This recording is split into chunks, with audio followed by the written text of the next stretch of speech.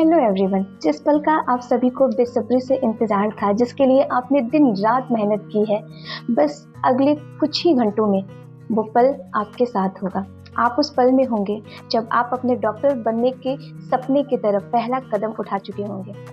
मैं जानती हूँ कि अभी आपको ऐसा लग रहा होगा कि मैंने तो सब कुछ पढ़ा है बट मुझे तो कुछ याद ही नहीं है। वो कहते हैं ना, बुक क्लोज होने के बाद ही लगता होगा कि अरे अब तो कुछ याद ही नहीं है। जब तक बुक खुली है तब तक हमें सब याद है। हमने बहुत सारे मॉक टेस्ट लगाए हैं, बहुत सारे रिविजन्स किए हुए हैं, मीन्स हमने सब कुछ किया है, उसके बावजूद भी हमें कुछ याद नहीं है। डियर एस्पिरेंट्स, ट्रस्ट मी, आपको सब कुछ याद है। बट ये एक साइकोलॉजी होती है। जब आप एग्ज़ाम के फियर में होते हो, एग्ज़ाम के प्रेशर में होते हो, तो आपको ऐसा लगता है कि आपको कुछ याद नहीं है, बट ऐसा नहीं होता।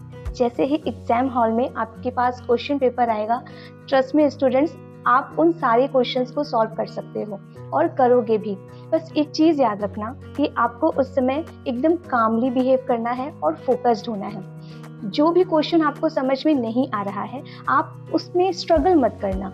बस ये समझना कि भाई अभी तो तुम्हें छोड़ के जा रहा हूँ या जा रही हूँ, आती हूँ, सारे क्वेश्चंस को हैंडल करके फिर तुम्हारे पास आती हूँ। उससे आप अपनी ईगो पे मत लीजिएगा। यकीन मानिए, आप थोड़ा सा फोकस होंगे ना तो वो क्वेश्चन आपसे सॉल्व हो जाएगा। और अगर नहीं भी हुआ तो उसे छोड़ दीजिएगा, क्योंकि बच्चों इसमें नेगेटिव मार्किंग भी है। आप एक चीज़ याद रखिएगा कि आप कैपेबल हो, आप हर एक क्वेश्चन का आंसर दे सकते हो। आपने जितना पढ़ा है सफिशिएंट पढ़ा है। सबसे पहले आप हो सके ना तो इजी क्वेश्चंस को अटेम्प्ट कर लीजिएगा। इससे क्या, आपका जो टाइम मैनेजमेंट है वो बैलेंस रहेगा। ठीक है। दूसरी चीज़ कि जो क्वेश्चन समझ में ना आए उसे अभी उस समय के लिए स्किप कर दीजिएगा और सबसे पहले वो सारे क्वेश्चंस को करिएगा जो आपको आ रहे हैं, जिसमें 100% एक्यूरेसी है। आप पहले उन क्वेश्चंस को सॉल्व कर लीजिएगा। मैंने देखा है कि सबसे पहले बच्चे जो गलती करते हैं वो OMR सीट को फिल करने में करते हैं। जब आप अपने name, examination city code, subject code, ये सारी चीज़ें फिल करते हैं तो फोकस होकर कंसंट्रेशन के साथ अपने OMR सीट की डिटेल को फिल करिएगा। वो सारी डिटेल जो आपके OMR सीट में ज़रूरी है, वो सारी डिटेल आपको आपके एडमिट कार्ड पे मिल जाएंगी। तो एडमिट कार्ड को ना बहुत ध्यान से पढ़िएगा। दो चीज़ें आपको एडमिट कार्ड पे नहीं मिलेंगी। पहली चीज़ आपका बुकलेट नंबर, वो आपको तब मिलेगा जब आपके पास क्वेश्चन पेपर आ जाएगा। और उस बुकलेट की सीरीज़, OMR शीट पे भी सीरीज़ लिखी होती है, वो तो आपको OMR शीट से ही मिल जाएगी, क्योंकि आपके पास OMR सीट पहले से ही अवेलेबल होगी।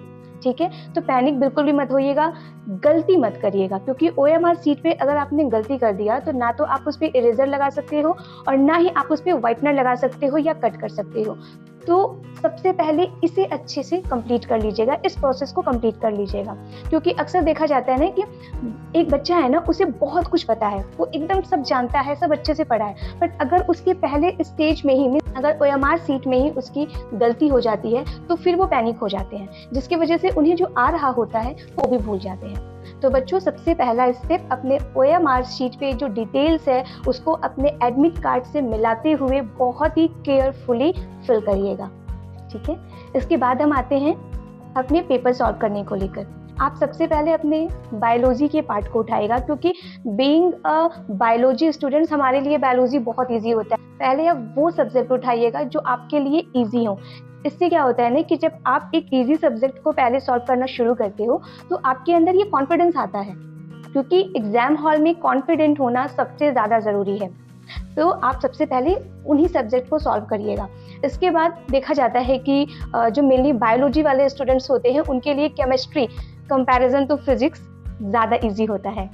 ठीक है। तो आप उसके बाद केमिस्ट्री उठा सकते हो, उसे सॉल्व कर लेना और उसके बाद आप फिजिक्स पे जाइएगा। देखो, ये ज़रूरी नहीं है कि मैं आपको जो बता रही हूँ वो एकदम सेट है कि ऐसे ही होता है। आप अपने हिसाब से केमिस्ट्री और फिजिक्स को सेकेंड और थर्ड पे स्विच कर सकते हो, बट मेरी आपको ये एडवाइस होगी कि आप सबसे पहले बायोलॉजी से ही स्टार्ट करिएगा। कुछ क्वेश्चंस आपको ऐसे दिखेंगे जिसमें आपको लगेगा कि इसके दोनों ऑप्शन सही हैं। एक्चुअली वही क्वेश्चन जो होते हैं बच्चा, ट्रिकी क्वेश्चंस होते हैं, जिसको हम कहते हैं कि ये बहुत ही हार्ड आ गया। एक्चुअली वो कोई हार्ड नहीं आया, बस आपका कॉन्सेप्ट क्लियर होना चाहिए। अगर आपका कॉन्सेप्ट क्लियर है तो यकीन मानिए आप उसे भी आसानी से कर ले जाओगे। दूसरी बात है कि आप नेगेटिव मार्किंग से बचिएगा, तुक्का बिल्कुल भी मत लगाइएगा। तुक्का लगाने से क्या होगा ना कि अगर आपके क्वेश्चंस गलत हो गए, जो कि चांसेस ज़्यादा होते हैं, तो आपको नेगेटिव मार्किंग का भी सामना करना पड़ सकता है। इसीलिए आप जितना भी सॉल्व करो वो एक्यूरेसी के साथ सॉल्व करना। Marks is just a number, ये हमारी क्वालिटी नहीं बताते, ये हमारी कैपेबिलिटी नहीं बताते, ये हमारा फ्यूचर डिसाइड नहीं करते। तो आप एक चीज़ याद रखिएगा कि आप अनमोल हो, आपके अंदर असीम साहस है और आप कर सकते हो, और कोई भी एग्ज़ाम आपसे बढ़कर नहीं है। तो बच्चों, अच्छे से एग्ज़ाम दीजिएगा, पैनिक बिल्कुल भी मत होइएगा, और मुझे कमेंट बॉक्स में ज़रूर बताइएगा कि आपका एग्ज़ाम कैसा हुआ।